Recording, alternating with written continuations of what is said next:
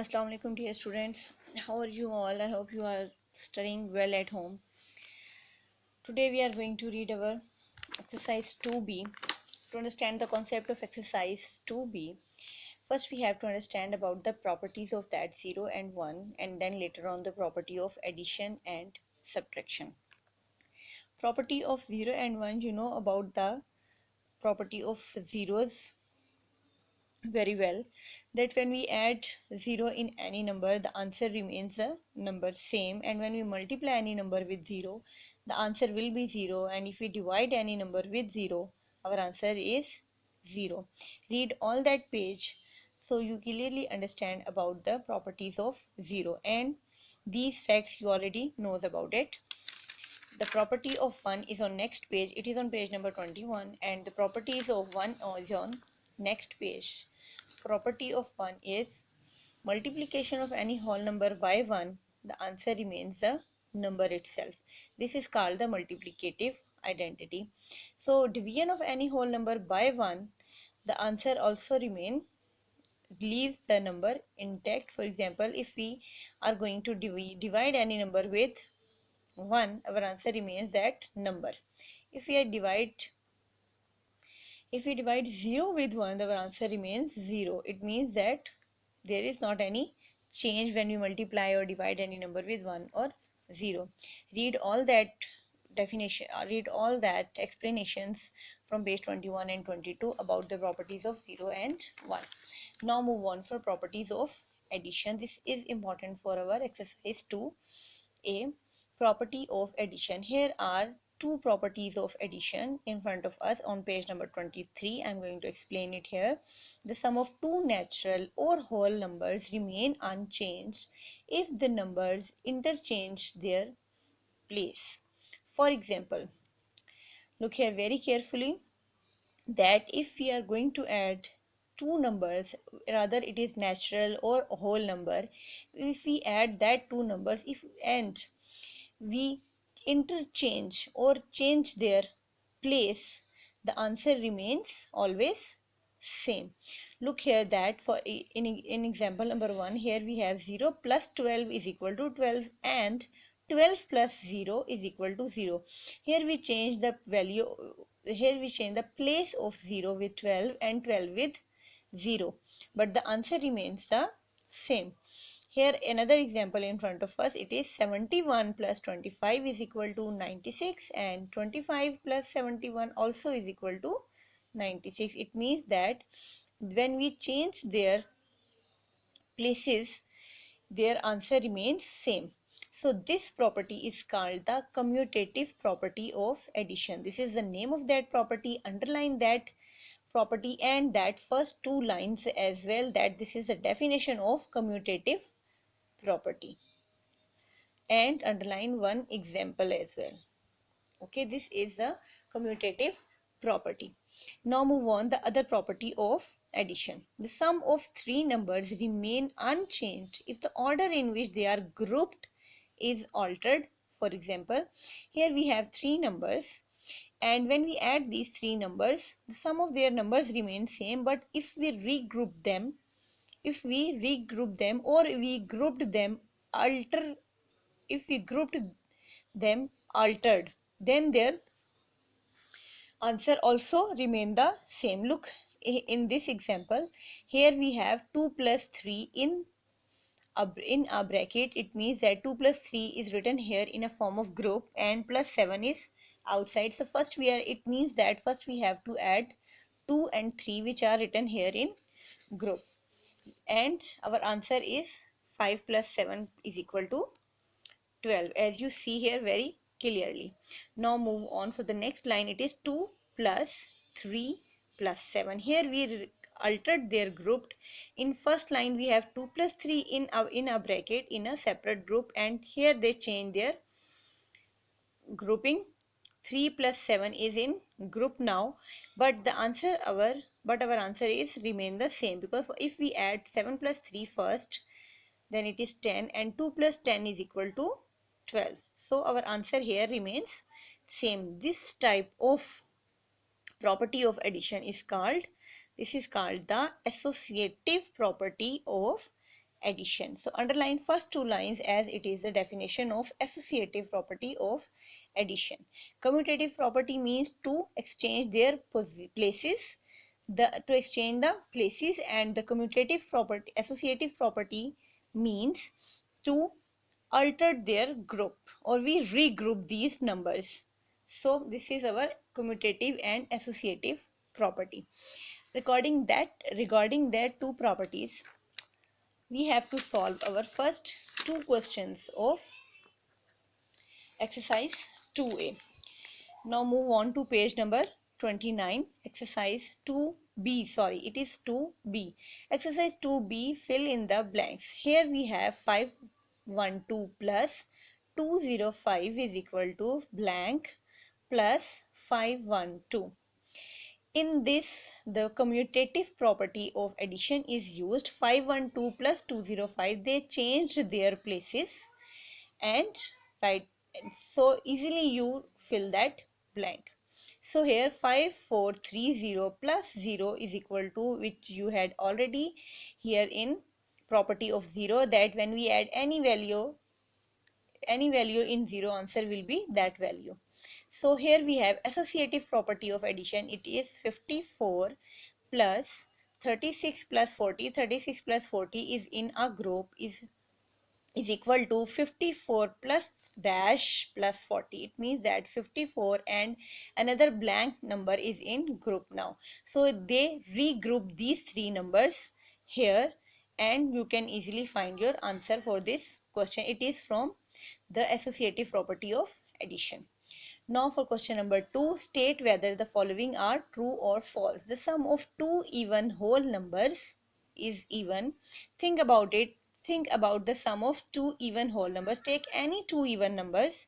Suppose I am going to take 2 and 4. These are two even numbers. If we add that two even number, their sum is 6, which is also even. So it means that the sum of two even whole numbers is even. It is true. The sum of two odd numbers is odd. Same like the part 1. Take any two odd numbers, add them, and you find your answer that it is true or false. The sum of one even and one odd whole number is even. So take any one even number and any one odd number, add them, and you find your answer. It is true or false. Now in question number 3, the property of subtraction. So for understanding the question number 3 and 4, we have to learn about the property of subtraction. So first move on page number 23. In page number 23, here we have the property of subtraction. I am going to explain it to you. If a natural or a whole number is subtracted from another natural or whole number, the difference may not or may always be a natural or whole number. When we subtract any natural or whole number with another natural or whole number, the answer may be or may not be natural or whole. Sometimes answer will be natural number, or sometimes it is not. For example, here we have an example. You can see 12 minus 5 is equal to 7. A whole number, as 12 is greater than 5. So we have 12 which is greater than 5. So answer is whole number. We have 5 minus 5 is equal to 0. 5 minus 5, a whole number is because that 5 and 5 are equal. So if we subtract 5 from 5, answer is 0, which is a whole number.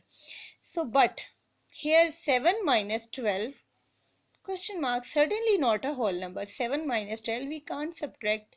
If we subtract 7 minus 12, we got an integer. We have that minus sign with it, or we can't subtract them. So when we have a value bigger, when we have a bigger value and we are going to subtract the smaller ones from it, the answer will be natural or whole number. And if we have the smaller value and we have to subtract the larger from it, so answer certainly not a whole number. So this is the first property of subtraction. This is the closure property, and we does not apply it to subtraction. The last one is the closure property, which we does not apply for the subtraction. So the commutative and associative property of subtraction, here I am going to explain. On page number 24, the result of subtraction a natural whole number from another is not the same if the numbers are interchanged. If we interchange their numbers position same as we did in our commutative property of addition, if we change their position, their answer will not the same. Look here in first example, 5 minus 3. Here 5 minus 3, our answer is 2, which is a whole number, and if we change their position, 3 minus 5, the answer is certainly not a whole number. It means that the commutative property does not apply to subtraction. In subtraction we can't use commutative property. So the result of subtraction, here we move on to third property, which is we are going to prove associative property. The result of subtracting three natural or whole number grouped differently will not given the same result. Look here. Here is an example in this first method, 7 minus 5 minus 12. They grouped 5 and 2 in a bracket, and when we subtract them, 7 minus 3 is equal to 4. But if we regroup that line, we group 7 and 5 together and 2 separately. 7 minus 5 is 2 and 2 minus 2 is 0. So you see that their answer is changed here. So there it means that the associative property also does not apply to subtraction. For subtraction we just follow the simple that three rules. It means that, look here, that if we change their grouped, if we alter their group position, so the answer is not same. So associative property does not apply. If 0 is subtracted from a natural or a whole number, the result is the number itself. I had already told you that when we subtract 0 from any number, the answer will be the number itself. But if a natural or a whole number other than 0 is subtracted from 0, the result is not a natural or a whole number. But if we subtract any 0, if we subtract 0 from 0, the answer is a whole number. Obviously it is 0. But if we subtract any number from the 0, our answer not a whole number.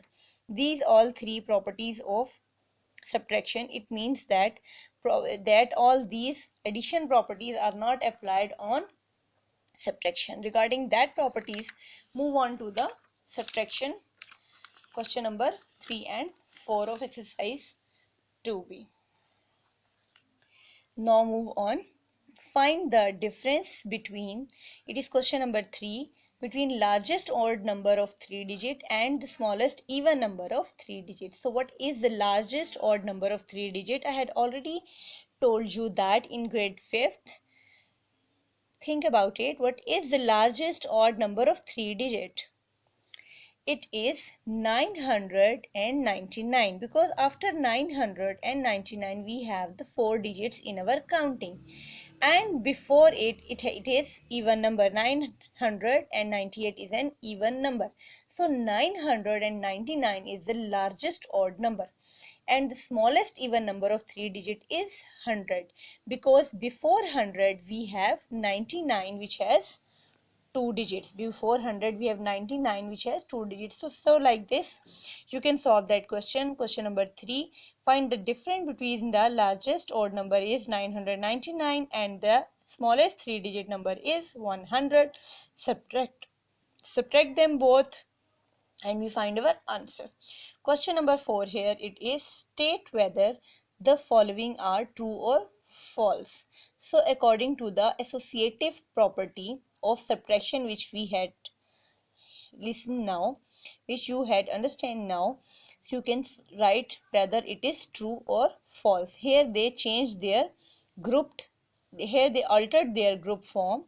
So if we altered the grouped in subtraction, is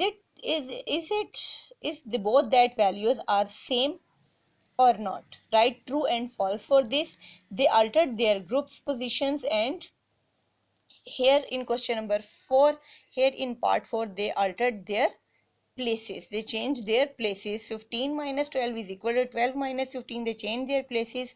It means it is the commutative property of subtraction. Write the answers here for true and false. and do all that 4 questions in loose sheets of exercise 2b, and also learn that properties which I had marked you. Next questions we will do inshallah in our next video. Allah Hafiz.